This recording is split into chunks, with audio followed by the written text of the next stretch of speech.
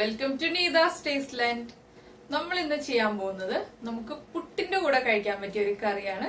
വളരെ സിമ്പിൾ ആയിട്ടുള്ള ഒരു കറി, അതായത് കപ്പ തേങ്ങ അരച്ച കറി എന്ന് പറയും. കപ്പ പല രീതിയിൽ നമ്മൾ ചെയ്യാറുണ്ട്. കപ്പ വട ഉണ്ടാക്കാറുണ്ട്, കപ്പ പുഴുക്കുണ്ടാക്കാറുണ്ട്. പക്ഷെ ഈ കറി ഗോതമ്പ് പുട്ടിനാണ് ഏറ്റവും പെർഫെക്റ്റ് ആയിട്ട് എനിക്ക് തോന്നിയിട്ടുള്ളത്. അപ്പോ ഗോതമ്പ് പുട്ട് ഉണ്ടാക്കുന്ന ദിവസം കപ്പ കിട്ടുകയാണെങ്കിൽ ഈ കറിയും കൂടി ഉണ്ടാക്കി കഴിച്ചു നോക്കൂ. നല്ല ടേസ്റ്റി ആയിട്ടുള്ള കറിയാണ്. അതുപോലെ ഈ കപ്പക്കറിയിൽ നമ്മൾ കുറച്ച് കടുക് കൂടുതൽ ചേർക്കാം. കടുക് ചേർത്താലേ നമ്മുടെ കപ്പക്കറി കാണാൻ ഭംഗി ഉണ്ടാവുള്ളൂ. അപ്പൊ നമുക്ക് എങ്ങനെയാണ് നമ്മുടെ വളരെ ഈസി ആയിട്ടുള്ള കപ്പക്കറി റെഡിയാക്കാൻ നോക്കാം. നിങ്ങൾ ആദ്യമായിട്ടാണ് ഈ ചാനൽ കാണുന്നതെങ്കിൽ സബ്സ്ക്രൈബ് ബട്ടൺ ക്ലിക്ക് ചെയ്തതിന് ശേഷം അതിന്റെ റൈറ്റ് സൈഡിൽ കാണുന്ന ബെൽ ഐക്കണിലും കൂടി ക്ലിക്ക് ചെയ്യുക. അപ്പോൾ ഞാൻ അപ്ലോഡ് ചെയ്യുന്ന എല്ലാ വീഡിയോകളും ഉടൻ തന്നെ നിങ്ങളിലേക്ക് എത്തുന്നതായിരിക്കും.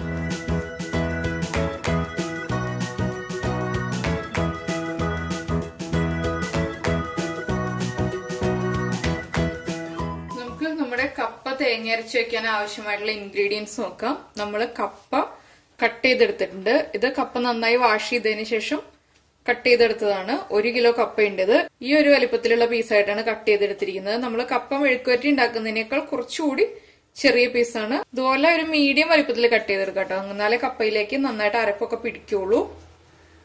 പിന്നെ നമ്മൾ എടുത്തിരിക്കുന്നത് ജീരകം എടുത്തിട്ടുണ്ട്, കടുക് എടുത്തിട്ടുണ്ട്. കടുക് വറവിടാൻ വേണ്ടിയിട്ടാണ്. മഞ്ഞൾപ്പൊടി, തേങ്ങ ചിരവിയത്, കറിവേപ്പില, വറ്റൽമുളക്, ഉള്ളി, പച്ചമുളക്. ഇതിലേക്ക് നമ്മൾ വെളുത്തുള്ളി ചേർക്കാറില്ല. ഞാനിവിടെ ചെയ്യുമ്പോൾ കപ്പക്കറിയിൽ വെളുത്തുള്ളി ചേർക്കാറില്ല. വെളുത്തുള്ളി ചേർക്കണം എന്നുള്ള ആളുകളാണെങ്കിൽ തേങ്ങ അരയ്ക്കുമ്പോൾ തേങ്ങയുടെ കൂടെ കുറച്ച് വെളുത്തുള്ളി, ഒരു 2-3 അല്ലി വെളുത്തുള്ളി അരച്ച് ചേർക്കാം. അതുപോലെ തന്നെ മുളക് പൊടി ചേർക്കാത്ത കറിയാണിത്. വളരെ കുറച്ച് ഇൻഗ്രീഡിയൻസ് ഉള്ളൂ. നമ്മുടെ വീട്ടിൽ എപ്പോഴും അവൈലബിൾ ആയിട്ടുള്ള ഇൻഗ്രീഡിയൻസ് ആണ്. പിന്നെ കപ്പ മാത്രമേ നമുക്ക് കിട്ടാൻ ബുദ്ധിമുട്ടുള്ളൂ. അപ്പോൾ നമുക്ക് ആദ്യം കപ്പ കുക്ക് ചെയ്തെടുക്കാം. കപ്പ കുക്ക് ചെയ്തെടുക്കാന്ന് വെച്ചിട്ടുണ്ടെങ്കിൽ ഇപ്പോൾ നമ്മൾ കപ്പ തിളച്ച വെള്ളത്തിലേക്ക് ഇട്ടിട്ട് ഹാഫ് കുക്ക് ചെയ്തെടുക്കുന്നേ ഉള്ളൂ. ആ വെള്ളം കളഞ്ഞതിന് ശേഷം വീണ്ടും കുക്ക് ചെയ്യും. അപ്പോഴേ ബാക്കിയുള്ള ഇൻഗ്രീഡിയൻസ് നമ്മൾ ചേർക്കാനുള്ളത് ചേർക്കുള്ളൂ. അപ്പൊ ആദ്യം ഞാൻ വെള്ളം തിളപ്പിക്കട്ടെ. ഇതിൽ നമ്മൾ വെളിച്ചെണ്ണ തന്നെ യൂസ് ചെയ്യണം കേട്ടോ വറവിടാനായിട്ട്. വെളിച്ചെണ്ണ അല്ലാന്നുണ്ടെങ്കിൽ നമ്മുടെ കപ്പക്കറിക്ക് ടേസ്റ്റ് ഉണ്ടാവില്ല, നാടൻ ടേസ്റ്റ് വരില്ല. ഇപ്പോ നമ്മള് കപ്പ കുക്ക് ചെയ്യാനായിട്ട് വെള്ളം വെച്ചിട്ടുണ്ട്. വെള്ളം തിളച്ചു തുടങ്ങാറായിട്ടുണ്ട്. ഇതിലേക്ക് നമുക്ക് കപ്പ ഇട്ട് കൊടുക്കാം. കപ്പ ഇടുമ്പോൾ കൈ പൊള്ളാതെ ശ്രദ്ധിക്കണം. വെള്ളം തെറിച്ചു കഴിഞ്ഞിട്ടുണ്ടെങ്കിൽ കൈ പൊള്ളും. ഇനി നമുക്കിത് അടച്ചു വെച്ച് കപ്പ ഒന്ന് ഹാഫ് കുക്ക് ആവുന്നത് വരെ വെയിറ്റ് ചെയ്യാം. ഈ സമയത്ത് തന്നെ നമുക്ക് ഇതിലേക്ക് വേണ്ട അരപ്പ് റെഡിയാക്കാം. നമുക്ക് അരപ്പ് റെഡിയാക്കാൻ വേണ്ടി മിക്സിയുടെ ജാർ എടുത്തിട്ടുണ്ട്. മിക്സിയുടെ ജാറിലേക്ക് ഒരു 2 പിഞ്ച് ജീരകം ചേർക്കുന്നുണ്ട്. എന്താണെന്ന് വെച്ചിട്ടുണ്ടെങ്കിൽ കപ്പക്കറിക്ക് ജീരകത്തിന് ടേസ്റ്റ് കൂടുതലായിട്ടുണ്ടെങ്കിൽ കപ്പക്കറിയുടെ ഒരു നാച്ചുറൽ ആയിട്ടുള്ള ടേസ്റ്റ് പോകും. അതുകൊണ്ടാണ് കുറച്ച് ജീരകം ചേർക്കുന്നത്. ഇനി ഇതിലേക്ക് നമുക്ക് തേങ്ങ ചിരവിയത് ചേർക്കാം. ഞാനിപ്പോ 1 തേങ്ങ ചിരവിയതാണ് എടുക്കുന്നത്. അപ്പൊ 1 തേങ്ങ ചിരവിയത് എന്ന് പറഞ്ഞിട്ടുണ്ടെങ്കിൽ അളവ് കറക്റ്റ് ആയിട്ട് അറിയാൻ പറ്റില്ലല്ലോ. അപ്പൊ നമുക്ക് അത് മെഷറിംഗ് കപ്പിലൊന്ന് അളന്നെടുക്കാം. 240 ml മെഷറിംഗ് കപ്പാണ് നമ്മൾ യൂസ് ചെയ്യുന്നത്.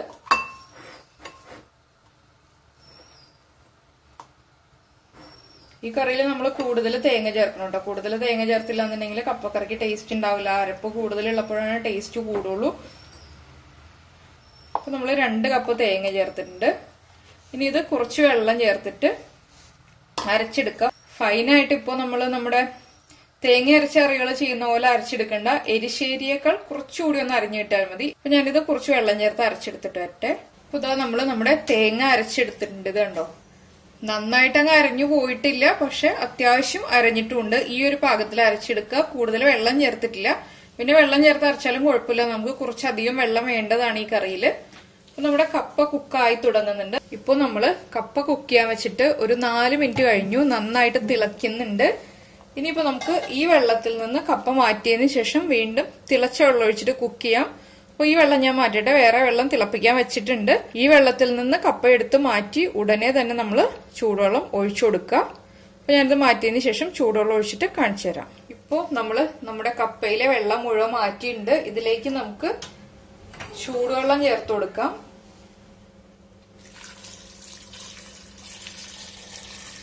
ഇനിയിപ്പോ നമ്മൾ കപ്പ കുക്കാവാൻ ആവശ്യമായിട്ടുള്ള വെള്ളം ചേർക്കുക. ഫ്ലെയിം ഓൺ ചെയ്യുക. ഇതിലേക്ക് നമുക്ക് കപ്പയ്ക്ക് ആവശ്യമായിട്ടുള്ള ഉപ്പ് ചേർക്കാം.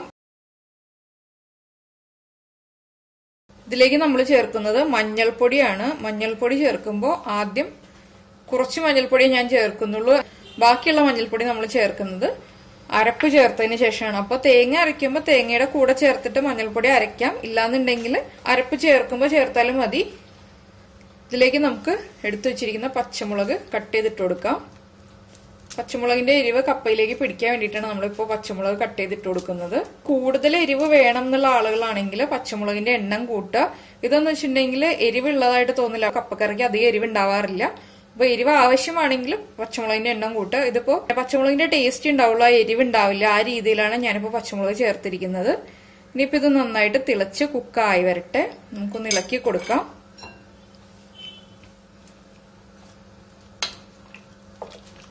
ഇനി ഇത് അടച്ചു വെച്ച് കുക്ക് ചെയ്യാം. ഇപ്പോ നമ്മുടെ കപ്പ കുക്കായി കഴിഞ്ഞു. എന്ന് പറഞ്ഞാൽ എന്താന്ന് വെച്ചിട്ടുണ്ടെങ്കിൽ ഞാൻ 1-2 പ്രാവശ്യം ഇടയ്ക്ക് തുറന്നു നോക്കിയിരുന്നു. അപ്പോ കപ്പ കുക്കായിട്ടുണ്ടായിരുന്നു. ഇതിലേക്ക് ഇപ്പൊ നമ്മള് അരപ്പ് ചേർത്ത് കഴിഞ്ഞു. ഇനിയിപ്പോ നമുക്ക് ഈ അരപ്പൊന്ന് മിക്സ് ചെയ്യാം. ഫ്ലെയിം കുറച്ച് വെച്ചിട്ട് അരപ്പ് മിക്സ് ചെയ്യാം. അതുപോലെ തന്നെ വെള്ളം ചേർക്കേണ്ടി വരികയാണെങ്കിൽ ചേർക്കാൻ അടുത്തടുത്ത് വെക്കുക. കപ്പ ആയതുകൊണ്ട് വേഗം കുറുകിപ്പോവും. പിന്നെ എന്താന്ന് വെച്ചാൽ ഈ കപ്പക്കറി ചെയ്യുമ്പോൾ നന്നായിട്ട് കുക്കാവുന്ന നല്ല കപ്പ തന്നെ കിട്ടുകയാണെങ്കിൽ മാത്രം ചെയ്യാട്ടോ. എന്താന്ന് വെച്ചിട്ടുണ്ടെങ്കിൽ കപ്പ നല്ലതല്ലാന്നുണ്ടെങ്കിൽ കപ്പക്കറിക്ക് കറക്റ്റ് ടേസ്റ്റ് ഉണ്ടാവില്ല. അതുപോലെ തന്നെ നന്നായി കുക്കായി ഉടഞ്ഞു വരുന്ന കപ്പ എടുക്കുക. എല്ലാ കപ്പയും ഉടച്ചു കളയണ്ട, പക്ഷെ കുറച്ചെങ്കിലും ഉടഞ്ഞു വന്നാലേ നമ്മുടെ കപ്പക്കറിക്ക് ടേസ്റ്റ് ഉണ്ടാവുള്ളൂ. ഇതിലിപ്പോ ഇത്തിരി മഞ്ഞൾപ്പൊടി കുറവുണ്ട്. അപ്പൊ കുറച്ചുകൂടി മഞ്ഞൾപ്പൊടി ചേർക്കാം. അതുപോലെ തന്നെ കുറച്ചുകൂടി വെള്ളം ചേർക്കാണ്. ഇത് കൂടുതൽ ഗ്രേവി ഉള്ള ടൈപ്പ് കറി അല്ല, പക്ഷെ ഇത് നമ്മള് ഈ അരപ്പ് കറക്റ്റ് ആയിട്ട് കപ്പയിലേക്ക് ഒന്ന് പിടിച്ചു വരാൻ വേണ്ടിയിട്ടാണ് കൂടുതൽ വെള്ളം ചേർത്തിട്ട് കുക്ക് ചെയ്യുന്നത്. ഇല്ലാന്നുണ്ടെങ്കിൽ കപ്പ വേറെ അരപ്പ് വേറെ ആയിട്ട് കിടക്കും. അപ്പോ വെള്ളം കൂടുതൽ ചേർത്താല് ലോ ഫ്ലെയിമിൽ ഇരുന്നിട്ട് അരപ്പൊക്കെ കപ്പയിലേക്ക് പിടിച്ചു വരുള്ളൂ. അപ്പൊ ചില കറികൾ നമ്മൾ ചെയ്യുമ്പോൾ പറയാറുണ്ടല്ലോ അരപ്പ് തിളയ്ക്കരുത്, തിളച്ച് ഇങ്ങനെ ബബിൾസ് വന്ന് പോരുതെന്ന് പറയും. പക്ഷെ ഇത് തിളച്ച് കുറുകേണ്ട കറിയാണ്. അപ്പൊ കഴിഞ്ഞ ദിവസം ഞാൻ ഗോതമ്പൂട്ട് ചെയ്തപ്പോ കപ്പ കിട്ടിയില്ല എന്ന് പറഞ്ഞല്ലോ. അപ്പൊ കപ്പ കിട്ടിയപ്പോ എന്തായാലും കപ്പ ചെയ്യാലോ എന്ന് വിചാരിച്ചു. അപ്പൊ പുട്ട് ചെയ്ത് അന്ന് തന്നെ കിട്ടാത്തതുകൊണ്ട് കപ്പ വേറെ പുട്ട് വേറെ രണ്ടായിട്ടാണ് ചെയ്യുന്നത്. ഇല്ലാന്നുണ്ടെങ്കിൽ നമുക്ക് ഒരുമിച്ച് തന്നെ ചെയ്യായിരുന്നു. അപ്പൊ നമ്മുടെ മഞ്ഞൾപ്പൊടി കുക്കായിക്കോളും. എന്താന്ന് വെച്ചിട്ടുണ്ടെങ്കിൽ നമ്മള് അരപ്പ് കുക്കായി വരുന്നതനുസരിച്ച് മഞ്ഞൾപ്പൊടി കുക്കായി വന്നോളും. അപ്പോൾ വെളുത്തുള്ളി അരയ്ക്കുന്ന ആളുകളാണെങ്കിൽ തേങ്ങ അരയ്ക്കുമ്പോൾ തന്നെ വെളുത്തുള്ളി അരച്ച് ചേർക്കാൻ മറന്നുകൊണ്ട. ഇതിങ്ങനെ ലോ ഫ്ലെയിമിൽ ഇട്ടിട്ട് ഇളക്കി കൊടുത്തോണ്ടിരിക്കുക. കപ്പയിലേക്ക് നന്നായിട്ട് അരപ്പ് പിടിച്ചു വരണം. അതുപോലെ തന്നെ എരിവ് കൂടുതൽ വേണമെന്നുണ്ടെങ്കിൽ ഇപ്പൊ പച്ചമുളക് കട്ട് ചെയ്ത് ചേർക്കുന്ന കാര്യം പറഞ്ഞിരുന്നു. പിന്നെ നമുക്ക് ചെയ്യാൻ പറ്റിയൊരു ഓപ്ഷൻ എന്താണെന്ന് വെച്ചിട്ടുണ്ടെങ്കിൽ തേങ്ങ അരയ്ക്കുമ്പോൾ പച്ചമുളക് ചേർത്ത് അരയ്ക്കാം. അങ്ങനെയാണെങ്കിലും പച്ചമുളകിന്റെ എരിവ് ഉണ്ടാവും. നമ്മളിപ്പോ കപ്പ കറി ആക്കി വരുമ്പോൾ വെള്ളം കുറവായിട്ട് തോന്നുകയാണ്, കറി കുറുകി പോയിന്നുണ്ടെങ്കിൽ പച്ചവെള്ളം ഒഴിക്കരുത്, തിളച്ച വെള്ളം തന്നെ ഒഴിച്ചിട്ട് കറി ലൂസാക്കി എടുക്കുക. കപ്പക്കറിക്ക് ആ ഒരു കൊഴുപ്പ് കിട്ടണം എന്നുണ്ടെങ്കിൽ ചില പീസുകൾ ഒരു 10-12 പീസെങ്കിലും നമ്മൾ ഉടച്ചെടുത്താലേ കപ്പക്കറിക്ക് കൊഴുപ്പുണ്ടാവുള്ളൂ. ഞാൻ ഇളക്കി കൊടുത്തോണ്ടിരിക്കുകയാണ്. എന്താന്ന് വെച്ചിട്ടുണ്ടെങ്കിൽ നോൺ സ്റ്റിക് പാൻ ആണെങ്കിലും അടിയിൽ പിടിക്കില്ല. എങ്കിലും നമുക്കൊരു ധൈര്യത്തിന് നമ്മളൊന്ന് ഇളക്കി കൊടുക്കുകയാണെങ്കിൽ അതായിരിക്കും ബെറ്റർ. പിന്നെ എന്താന്ന് വെച്ചാൽ ഇതിപ്പോ കുക്കറിൽ കപ്പ വേവിച്ചെടുക്കണം എന്നില്ല കേട്ടോ. എന്താന്ന് വെച്ചിട്ടുണ്ടെങ്കിൽ കുക്കറിൽ കുക്ക് ചെയ്തെടുക്കുകയാണെങ്കിൽ നമുക്ക് കപ്പയിലെ വെള്ളം അങ്ങ് ഊറ്റി കളയാൻ പറ്റില്ലല്ലോ. പിന്നെ കുക്കറിൽ കുക്ക് ചെയ്തിട്ടുണ്ടെങ്കിൽ കപ്പ ഓവർ കുക്കായി എന്ന് വെച്ചിട്ടുണ്ടെങ്കിൽ ചിലപ്പോ ചില നല്ല കപ്പയാകുമ്പോൾ ഒരു വിസിൽ വരുമ്പോൾ തന്നെ അല്ലാതെ അങ്ങ് ഉടഞ്ഞു പോവും. അപ്പോൾ അത്രയും ഉടഞ്ഞു പോയിട്ടുണ്ടെങ്കിൽ പിന്നെ നമ്മൾ അരപ്പും കൂടി ചേർത്ത് വരുമ്പോൾ കപ്പ പേസ്റ്റ് ആയി പോകരുതല്ലോ. അതുകൊണ്ടാണ് നമ്മൾ ഇതുപോലെ പാനിൽ തന്നെ വെച്ച് കുക്ക് ചെയ്യുന്നത്. പിന്നെ പണ്ട് കാലത്തൊക്കെ ആണെങ്കിൽ നമ്മുടെ അമ്മമാരൊക്കെ മൺചട്ടിയിലൊക്കെ വെച്ചിട്ടാണ് കുക്ക് ചെയ്തിരുന്നത്. മൺചട്ടിയിൽ വെക്കുകയാണെങ്കിൽ ടേസ്റ്റ് കൂടും. ഇല്ലാന്നുണ്ടെങ്കിൽ കൽച്ചട്ടിയിൽ വെക്കാം. കൽച്ചട്ടിയിൽ ഉണ്ടാക്കുകയാണെങ്കിലും നാടൻ കറികൾക്ക് ടേസ്റ്റ് ഉണ്ടാവും. ഇപ്പൊ കൽച്ചട്ടിയൊന്നും കാണാനേ ഇല്ല കേട്ടോ. എവിടെ നോക്കിയിട്ട് കൽച്ചട്ടിയൊന്നും കാണാനേ കിട്ടുന്നില്ല.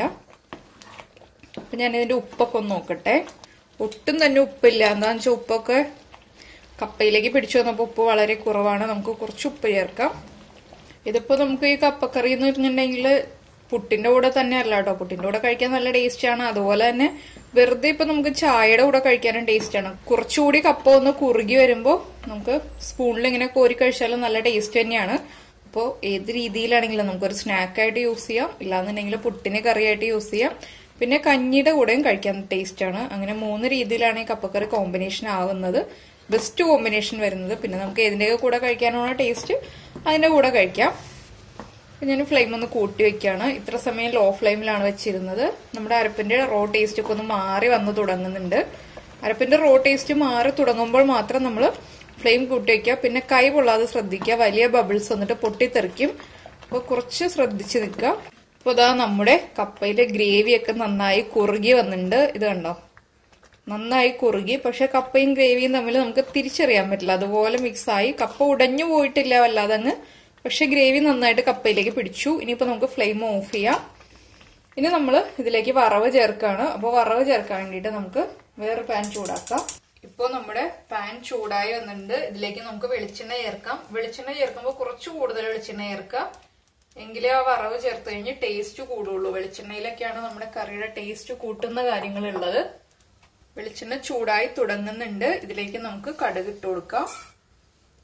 കടുക് ഒന്ന് പൊട്ടി വരുന്നത് വരെ വെയിറ്റ് ചെയ്യാം. അപ്പൊ ഇതാ നമ്മുടെ കടുക് പൊട്ടി കഴിഞ്ഞുകൊണ്ടിരിക്കുന്നുണ്ട്. ഇതിലേക്ക് നമുക്ക് കട്ട് ചെയ്ത് വെച്ചിരിക്കുന്ന ഉള്ളി ചേർക്കാം. ഈ ഉള്ളി ചേർത്താലേ ഈ കപ്പക്കറിക്ക് ടേസ്റ്റ് ഉണ്ടാവുള്ളൂ കേട്ടോ. ചില റെസിപ്പിയിൽ ഞാൻ ഉള്ളി ചേർക്കാറുണ്ട്, പക്ഷെ ചില നമ്മുടെ നാടൻ റെസിപ്പികളുണ്ടല്ലോ, അതിൽ ഉള്ളി ചേർത്താൽ മാത്രമേ ടേസ്റ്റ് ഉണ്ടാവുള്ളൂ. അപ്പൊ ഇത് അതുപോലെ റെസിപ്പിയാണ്, ഉള്ളി ചേർക്കണം.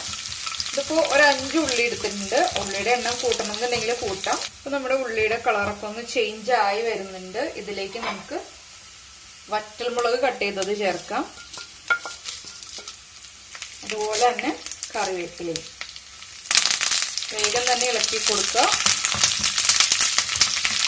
ഇനിയിപ്പോ ഇത് നമുക്ക് നമ്മുടെ കപ്പക്കറിയിലേക്ക് ചേർക്കാം. വറ്റൽമുളകിന്റെ കളർ ചേഞ്ച് ആയി പോകണ്ട. ഇനിയിപ്പോ നമുക്ക് കറിയിലേക്ക് വറവ് ചേർക്കാം. അപ്പൊ ഞാനിത് മുഴുവനും ഇപ്പൊ ചേർക്കുന്നില്ല. എന്താന്ന് വെച്ചിട്ടുണ്ടെങ്കിൽ ഫൈനൽ ഗാർണിഷിങ്ങിനായിട്ട് കുറച്ച് മാറ്റി വെക്കുന്നുണ്ട്. ഇപ്പൊ കുറച്ച് ചേർത്തിട്ടുണ്ട്.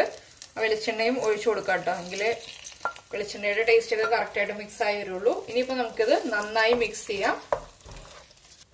അപ്പൊ നല്ല കളർഫുൾ ആയി തുടങ്ങിയില്ലേ കറി? കടുകൊക്കെ ചേർന്ന് വറ്റൽമുളകും കറിവേപ്പിലയും എല്ലാം മിക്സ് ആയി വരുമ്പോ കറി കാണാൻ നല്ല ഭംഗിയാണ്. പക്ഷെ ഇനി നമ്മൾ അധിക സമയം ഇളക്കുന്നില്ല. എന്താന്ന് വെച്ചിട്ടുണ്ടെങ്കിൽ ഇനി ഇത് അടച്ചു വെക്കാൻ പോവാണ്. അടച്ചു വെച്ചിട്ട് ഒരു 10 മിനിറ്റ് കഴിഞ്ഞിട്ട് നമുക്ക് സെർവ് ചെയ്യാം.